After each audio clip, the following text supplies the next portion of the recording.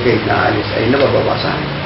Ang emphasis namin talaga ay bigyan ng masusing pagbabantay o monitoring nang sa ganon ay sila ay huwag matukso at maiwasan yung tahasang paglabag sa pinatadhana ng ating pamahalaan, lalong-lalo na ang price control sa NFA rice. Sa kasalukuyan, dahil sa positibong pagtanggap ng publiko sa nasabing bigas dahil sa kalidad at presyong 32 kada kilo ay magtutuloy-tuloy umano ang supply nito sa lalawigan kung saan may kabuang 17,000 kaban o sako ang nasa warehouse nito at may papadalang ilan dito sa katimugang bahagi ng probinsya. Samantala, nilinaw ng opisyal na 2 hanggang 3 kilo lamang ng NFA rice ang maaring bilhin ng individual sa mga retail outlets upang ani ay mabigyan ang lahat at maiwasang magamit ito sa iligal na paraan. Nakakatuwa kasi ang kalidad ng bigas na ating nagbebenta ngayon ay katulad din ng mga commercial rice halos na nagpe-presyo ng 40 and above, karaniwan na yung 38, 40, 42. Halos ganun din. Kaya nga ang naging epekto nito, siyempre yung price gap, malaki. Diferensya talaga niyan. Pero ang response ng mga bumibili, napakaganda. Kaya nga lalo namin pinag-ibayo ang pagbabantay dyan. Kasi kung hindi mo mabantayan yan, eh hindi mo masisisi ibang retailers natin. Benta ng benta na hindi na nila nakokontrol ang dami ng kilos. Kaya with our quality watchers, yun ay nalilimitahan hanggang maximum of 3. Kung 2 lang, lalong mabuti para marami ang makinabang. Kasi inaamin namin, hindi naman kayang sustinan lahat o bigyan lahat ng NFA rice ang buong nangangailangan. Pero sa abot ng mga kaya namin, eh, aming ina-allocate yung kung anong available namin at may pamahagi ng naayos sa nararapat. Dahil naman sa kalidad at mababang presyo nito sa pamilihan kung kaya't nagkaroon umano ng paggalaw at pagbaba ng presyo sa ilang commercial rice. Samantala, nagtalaga na rin ang NFA ng karagdagang retail outlets sa ilang malalayo at liblib na barangay.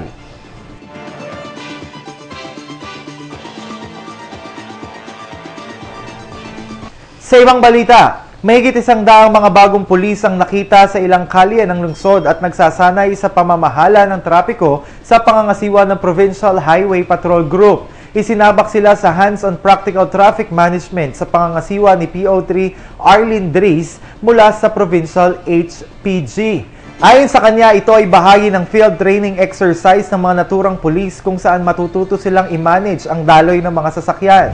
Sa part ng training nila, yung training exercise na ganito, kahapon nag-lecture kami regarding sa traffic direction and control, RA4136, yung LTO code, and traffic, then ngayon yung practical exercise nila.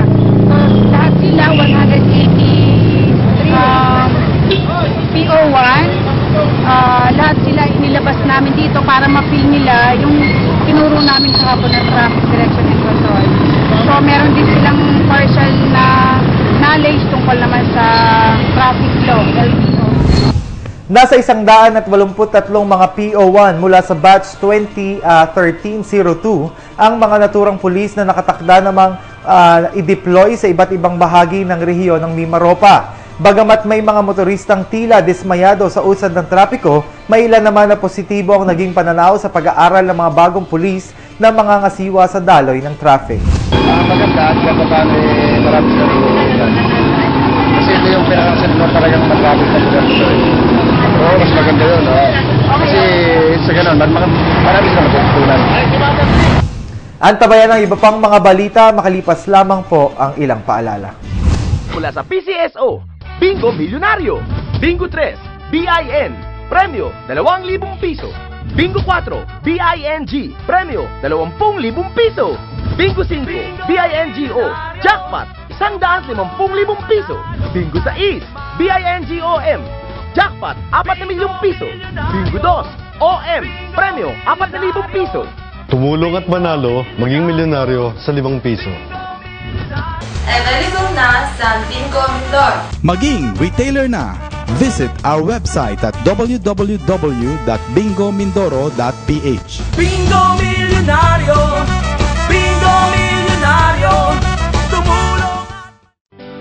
Aling Rema, saan ka ba nagsasanla? Sa Palawan Pawn Shop, mataas ang tanggap, mababang interes. 1 to 11 days, 1% lang. 12 to 22 days, 2% ang interes. At 23 to 33 days, 3% lang ang interes. May automatic text pa sila sa mga customer para mai-renew at hindi marimata ang mga sangla nila. O at na, para ilipat ang mga sanla ko sa Palawan Pawn Shop. Ikaw ang number 1 sa Palawan Pawn Shop.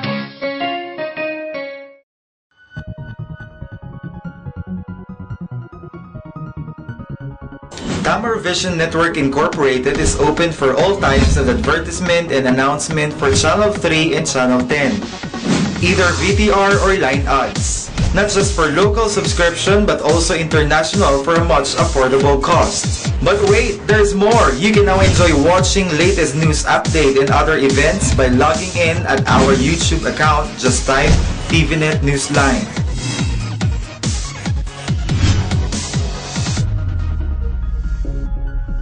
For inquiries and information, visit us at TVNet Main Office, GLC Building, Juan Luna Street, San Vicente North, Calapan City, Oriental, Mindoro, or you may call 043-288-4240. Sa pagpapatuloy ng ating mga balita, bagamat panahon ng tag-ulan, hindi naman nagpabaya ang City BFP sa pagbibigay ng pagsasanay sa mga eskwelahan upang magkaroon ng sapat na kaalaman ang mga guro at mag-aaral hinggil sa sunog. Ika-17 ng buwang kasalukuyan nang magtungo sila sa Ciriaco A. Abes Memorial National High School sa Barangay Mahal na Pangalan, Lungsod ng Calapan upang magbigay ng lecture kasunod ang fire drill.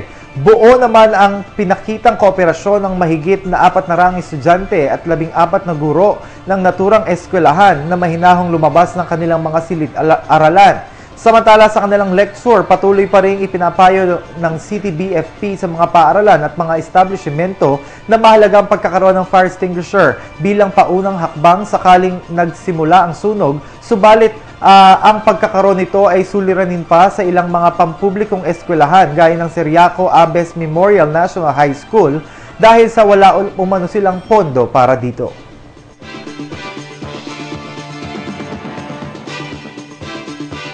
Sa ibang balita, sa inisyatibo ng Baco Municipal Police Station at pakikipag-ugnayan ng Baco Volunteer Corps Response Team, nagsagawa ang grupo ng earthquake drill umaga na ika-18 ng kasalukuyang taon sa Benito Villar Memorial School bilang pakiisa sa pagdaraos ng National Disaster Consciousness Month ngayong buwan. Bago nito, nagsagawa ng oryentasyon ng grupo ng kapulisan at ng BVCRT sa mga guro hinggil sa naturang aktibidad kung saan matapos nito isang alarm ang narinig na naghuhudyat ng pagsisimula ng isang senaryo ng lindol kung saan aktibong nakaisa mga mag-aaral ng naturang paaralan. Samantala dahil na rin sa madalas nilang isinasagawa ang naturang drill sa mga kabataan kung kaya't mabilis itong naisagawa ng mga mag-aaral, katuwang ang mga guro na pinamunuan ni School Principal 3 Erlinda Zulueta kung saan sa naging ebaluasyon ng grupo, positibong naipapaabot nila sa mga kabataan ang mga kalaman hinggil sa tamang pag-aksyon sakaling magkaroon ng nasabing kalamidad.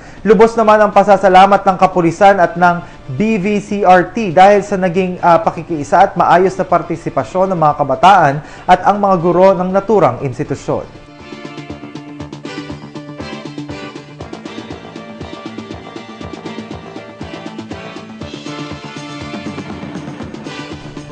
Iba pang mga balita sa aming pong pagbabalik.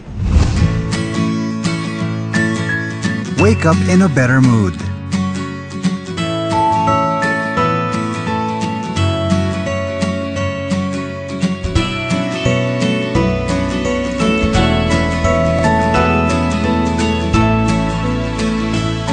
Look better with cleaner clothes.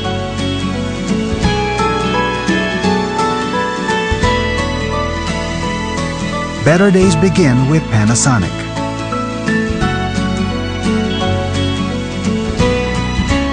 Smart ideas for a better life.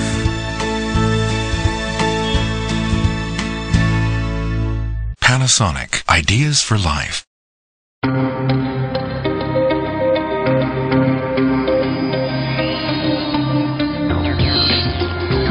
Toshiba LED Power TV. See the power. Hear the power.